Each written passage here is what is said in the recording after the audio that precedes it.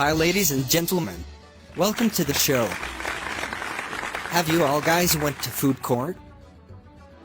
Right. The place where a man goes to eat and get insulted. Honestly, if you go there and order foods from the counter, tissues, take from there, forks, they're lying there. The worst things is going there on a Saturday, Sunday. In Saturday Sundays we have to wait for setting table. And finding a table is such an insulting job. You started staring at people's plates and calculating, thinking, when will he get up? And he started roaming to look at others' plates. If he finds that he is going to done, he gets excited as he is getting a table, feels like a celebrity.